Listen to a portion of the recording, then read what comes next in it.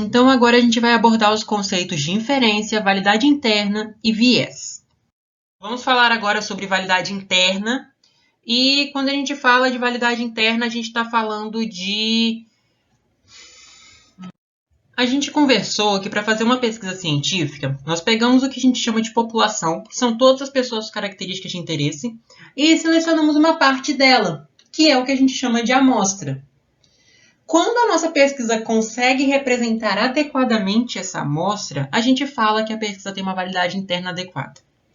Eu sei que pareceu confuso, mas vou tentar simplificar com exemplos. Imagina que queremos fazer uma pesquisa eleitoral, e para isso a gente escolhe 2.000 pessoas, aleatoriamente, para ter um panorama geral de como está a minha população toda, como as pessoas estão querendo votar.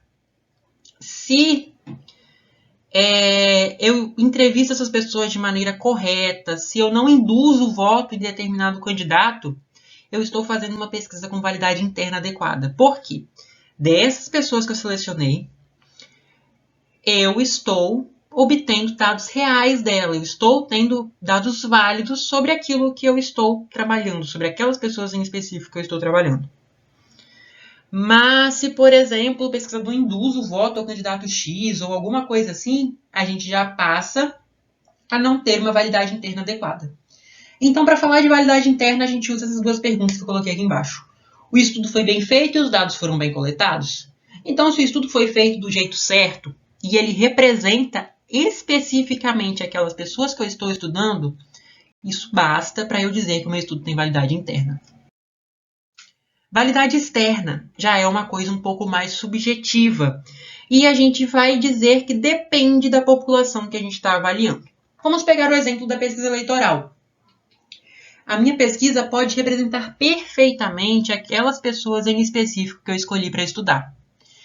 Mas pode ser que a minha pesquisa foi feita, por exemplo, no sudeste do Brasil, só no estado de São Paulo e do Rio de Janeiro. Se eu for entrevistar pessoas do estado do Amazonas, do estado do Tocantins, do estado de Santa Catarina, eu posso ter resultados diferentes do que se eu entrevistar só pessoas de São Paulo e do Rio de Janeiro.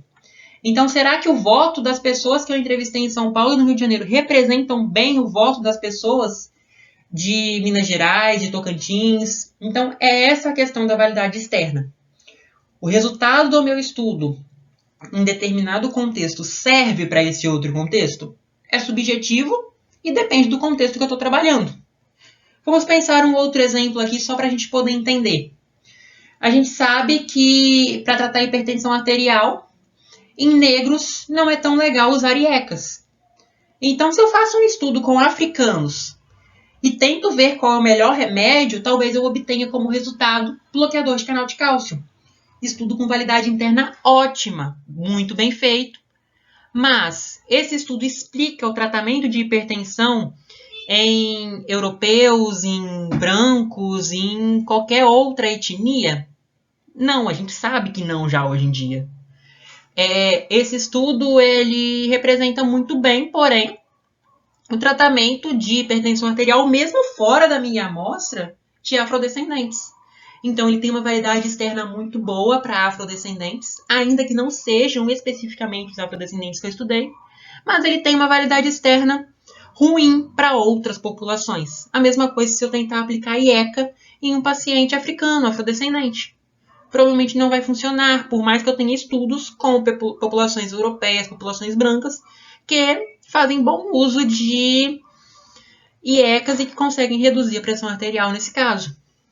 Então, a validade externa vai depender de quem eu estou falando e de quem eu estou avaliando. Inferência. A inferência nada mais é do que eu trazer a validade externa para a realidade científica. Eu não vou para a realidade clínica, digamos assim. Eu não vou entrevistar todo mundo, porque se eu testar todo mundo, eu não preciso de pesquisa científica. Eu estou testando, todo mundo vira meu boneco de testes. Não que os pesquisados sejam boneco de teste, gente. Mas a pesquisa é exatamente a gente pegar um pequeno grupo, entender como funciona e tentar aplicar nos outros. E nada mais é isso do que a inferência. Eu sei que pacientes europeus respondem bem a inibidores da enzima conversora de angiotensina, IECAS. Então, no meu consultório, eu vou inferir que o meu paciente europeu provavelmente responde bem a um IECA. Talvez ele não responda. Por isso que eu tenho uma lista de segmentos de tratamentos com outras evidências. Mas eu vou pegar aquilo que é mais provável. Então, isso é a inferência. É eu pegar o resultado da minha amostra e tentar aplicar em outros contextos. Esse é o objetivo da pesquisa científica. Então, aqui resumindo o que eu acabei de falar. Agora a gente retoma um pouquinho para o conceito de delineamento que a gente usou lá atrás, para a gente retomar para a ideia de inferência. Então, nós fizemos como um estudo será feito, ou seja, planejamos o estudo, a pergunta de pesquisa, o plano de estudo, fizemos o estudo, chegamos nos resultados. A partir desses resultados, nós levamos a inferência, ou seja, tentamos concluir verdades que valem para o universo e, consequentemente, chegamos a determinadas conclusões, por exemplo, IECA reduz mortalidade cardiovascular. E é importante a gente entender alguns conceitos nesse contexto todo. Um deles é o princípio da complacência. A gente pega um estudo e a gente tenta replicar os resultados dele em outra população. A gente precisa ter cuidado em fazer isso. Essa é a ideia da complacência. É ter essa cautela, é saber inferir do jeito certo, da forma correta. Então, a gente tem que saber quem é o nosso paciente. Será que a gente está olhando um estudo falando sobre o bloqueador de canal de cálcio em pacientes negros e o nosso paciente é um europeu? Estamos atendendo na Itália, por exemplo, na França, ou o contrário também é válido.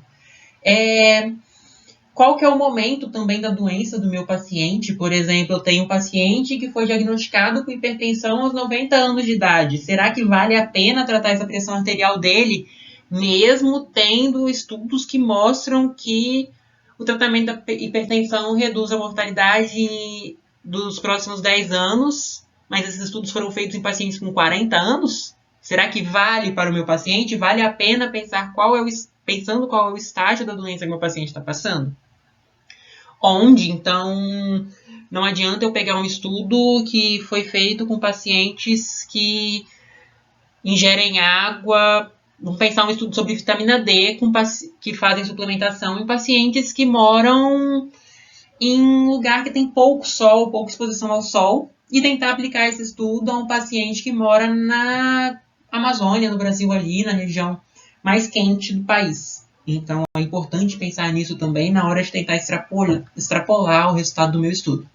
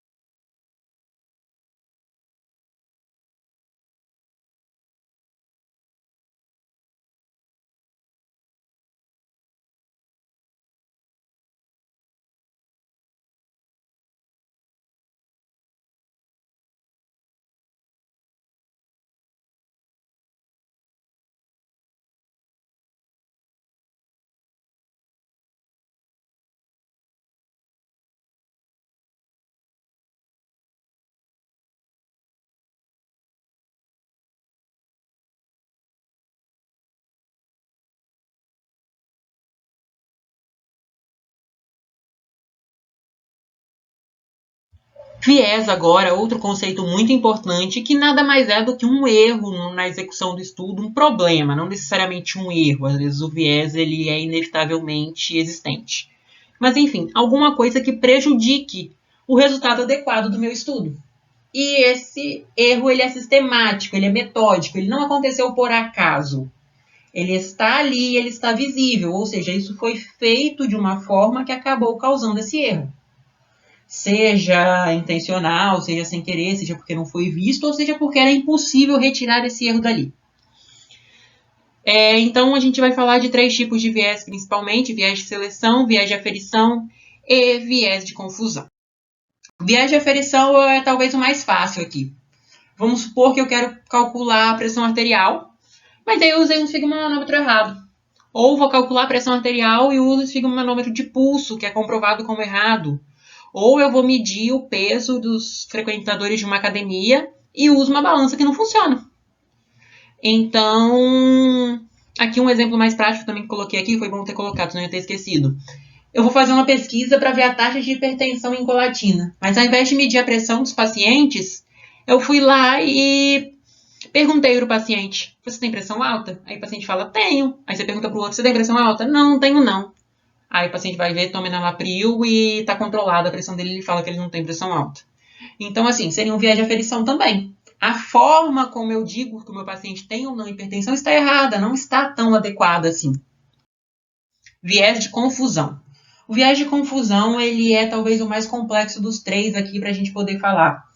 Ele vai se dar quando a gente tem variáveis de confusão que não são controladas adequadamente, ou seja, a gente não fez nada para consertar ela, ou fez, mas mesmo assim acaba não sendo suficiente. E isso pode acabar confundindo o meu estudo. Com exemplo vai ficar mais fácil. Eu adoro esse exemplo que eu coloquei aqui embaixo.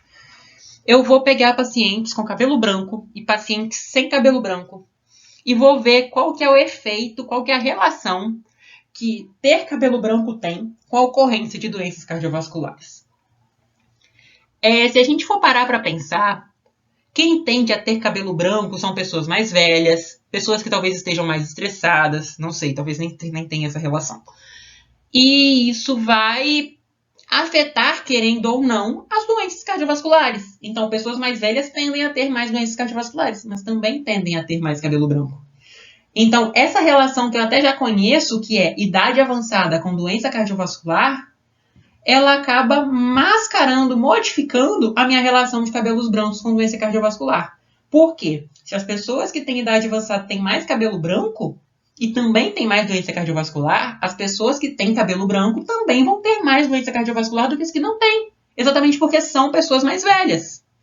Então, essa aqui é a lógica do viés de confusão. Então, aqui eu teria, por exemplo, minha variável independente ter ou não cabelo branco, minha variável dependente ter doenças cardiovasculares e a minha variável de confusão é a idade, porque a pessoa não tem doenças cardiovasculares porque ela tem cabelo branco, mas porque as pessoas que têm cabelo branco têm idade avançada. Deu para entender a relação? Aqui um outro exemplo mais real, que é nível sérico de vitamina D com doença cardiovascular. A pessoa que tem nível sérico de vitamina D mais elevada, ela tende a ter hábitos de vida com mais exposição ao sol. Então, a exposição ao sol é uma variável de confusão aqui, que afeta tanto o nível sérico de vitamina D, levando ele para cima, tanto o nível de doença cardiovascular, levando ele para baixo. Então, pessoas com mais vitamina D vão ter menos doenças cardiovasculares. Mas não porque mais vitamina D significa menos doenças cardiovasculares, mas porque essas pessoas provavelmente têm hábitos de vida mais saudáveis, que significa mais vitamina D e menos doença cardiovascular. Deu para entender? A variável de confusão está afetando ali, mas faz parecer que outra variável está afetando, mas na verdade a outra variável está sendo afetada também pela variável de confusão. Eu acho que ficou confuso, mas se ficou, eu tento explicar melhor. Viés de seleção é quando eu escolhi as pessoas errado. Vamos pensar que eu vou fazer uma pesquisa eleitoral para o candidato X ou Y, mas eu vou no comício do candidato X entrevistar as pessoas e perguntar em quem elas vão votar. Eu escolhi as pessoas que eu vou entrevistar de forma errada. Se a gente lembrar lá do acaso, aqui não é acaso mais. Aqui eu escolhi o vermelhinho porque o meu método de pesquisa fez eu escolher o vermelhinho. O acaso é quando o meu método está certinho e aí eu acabo sem querer escolhendo as pessoas. Só escolho ali sem querer as pessoas que vão votar no candidato X. Mesmo que eu vá em um lugar que seja, sei lá, o centro da cidade, entrevistar pessoas aleatoriamente ali, mas por coincidência eu entrevisto só o pessoal que vota no candidato X, mesmo a pessoa que vota no candidato Y passando do meu lado, e eu não entrevistando ela, por azar. Aí eu vou ter um acaso, um erro no meu resultado, por acaso, por coincidência. No viés de seleção, não. Eu fui, por exemplo, na frente do comitê do candidato X. Eu fui no comício do candidato X entrevistar as pessoas. Então, o meu resultado vai dar a favor do candidato X porque eu fiz a pesquisa errada. Entendeu? Seria mais ou menos isso. Aqui tem um exemplo tosco também. Abordo as pessoas na rua para perguntar se elas têm hábito de sair de casa.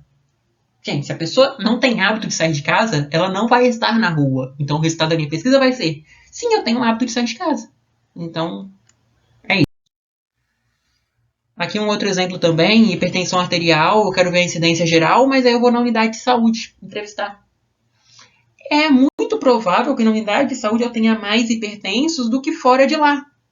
Porque é onde as pessoas vão para buscar tratamento. Então, isso também é um exemplo de viés de seleção.